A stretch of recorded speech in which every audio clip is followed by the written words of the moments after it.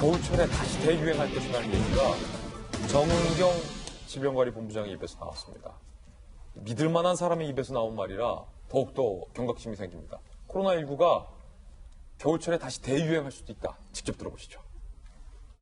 유행과 완화를 반복하다가 겨울철이 되면 좀 더 바이러스가 생존하기 좋아지고 또 밀폐된 그런 환경으로 접어들기 때문에 대유행으로 이어질 가능성이 있다라고 보고 있습니다. 1년 장기간 어느 정도 몇 년간은 계속 유행이 지속될 수 있는 그런 가능성도 있다고 보고 있습니다.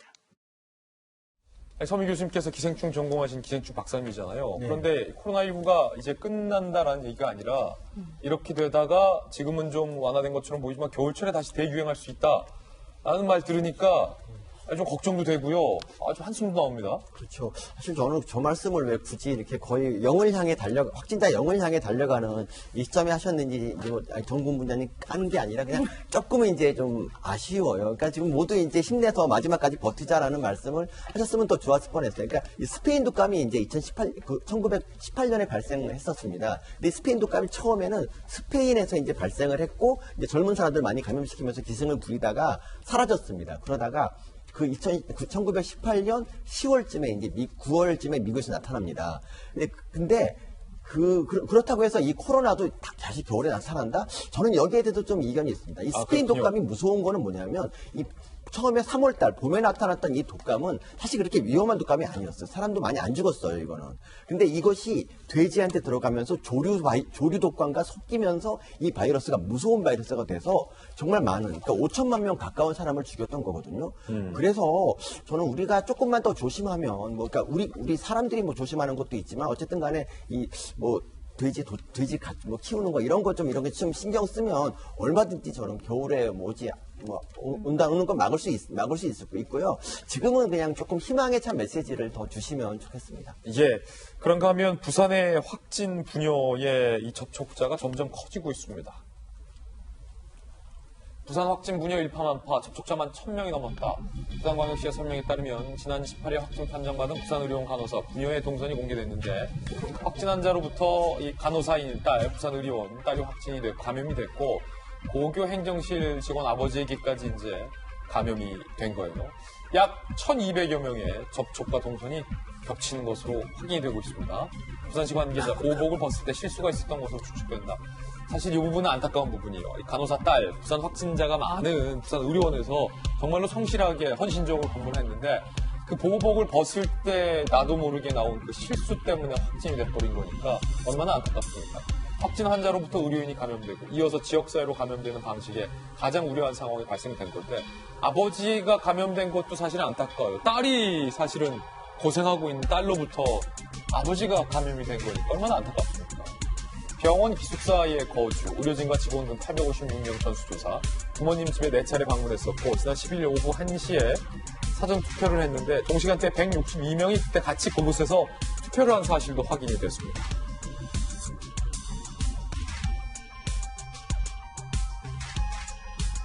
이 고교 행정실 직원 아버지의 동선도 공개가 됐어요. 동래구 동인고등학교에 출근을 했고 병원 2차례 방문했고 5시 30분에 6시까지 또 사전 투표를 했어요. 그때 동시간대 그곳에서 같이 투표한 분들이 204명이 투표한 사실도 확인이 됐습니다. 그리고 강서구 교회 예포활절 예배에 참석을 했는데 접촉자 199명에 대해서 자가격리가 내려졌고요. 경남 김해식당과 찻집 한 곳, 경남 함안의 모친집 등도 방문을 한 것으로 알려져 있는 그런 상황인데 윤태호 실장님, 이 부분, 이 분야 확진 같은 경우는 상당히 좀 안타깝습니다. 왜냐하면 이 부산의료원에서 사실은 헌신적으로 고생하다가 의료진이 감염이 돼서 지역사회까지 지금 이어진 사례잖아요. 그렇죠. 또 의료진에 대해 가지고는 자가격리라든지 검진 같은 걸 또 철저히 하지 않습니까?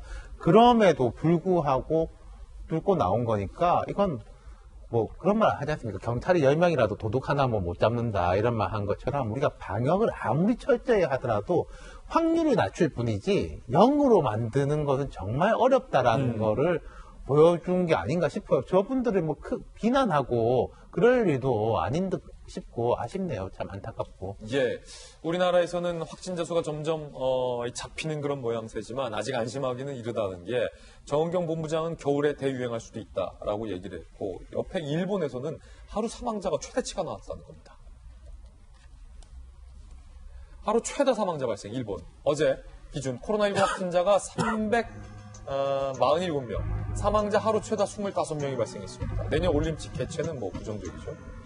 총체적 난국. 2020년이 아니라 2021년으로 미뤘는데 그것도 안 될 거라는 얘기가 나오고 있다는 거예요. 확진자 진술에 의존해서 감염균과 미국, 마스크 품귀 현상, 아베 대신 손정의, 지자체들은 방호복 마스크 조달 계획을 밝힌 제1교포 3세인 소프트뱅크 손정희 회장에게 SOS를 치는 상황인 지자체들이 아베 총리를 못 믿고 기업 회장에게 SOS를 네. 보내는 상황이고 의료 시스템도 지금 일본은 사실상 붕괴 상황이더라고 합니다. 사실 이번에 이제 코로나 사태를 통해 가지고 우리나라의 처음에 신천지 때문에 이제 문제가 발생했을 때 잽싸게 뭐 한국과 중국의 입국자를 막아가지고 뭐 자기 나름대로 이제 그 정치를 하려고 했었는데 지나고 보니까 우리나라보다 너무 못하다는 게 스스로 이제 그 헛발길질이 너무 심하다는 게 이제 드러난 거죠. 그러니까 우리 같으면 역학조사 철저하게 해가지고 몇 번 환자가 누구에게 옮기고 또 동선은 어디다 이런 것들이 정말 거의 실시간으로 노출이 되는데 일본은 그동안 너무 신경 안 써가지고 도대체 감염 경로를 찾지도 못하고 검사도 제대로 안 했고 마스크는 우리나라 같은 경우는 면 마스크는 이건 그 방역 효과가 별로 없다 그래서 면 마스크는 쓰지 않고 일회용 마스크를 쓰는데 여기는 면 마스크 효과도 없는 걸 빨아서 써라 2장씩 주면서 정말 그 제대로 걸리지도 않는 이런 걸 주고 너무 이러다 보니까 제가 볼 때는 아베 총리가 정말 그 지지도가 엄청나게 떨어지고 최대 위기가 오면서 우리나라 국민이 이제는 그거 봐라 너네들이 우리 입국 금지시킬 그런 나라가 아니다고 하는 거 이번 코로나 사태를 통해 가지고 우리 국민들이 이제는 좀 선진국처럼 느낀다는 국민들이 굉장히 많아졌다고 하는 거 그것이 일본의 사례를 통해서도 다시 한번 확인하게 되는 것 같습니다. 네, 저희들은 60초 광고 후에 돌아오겠습니다. 잠시 후에 뵙죠.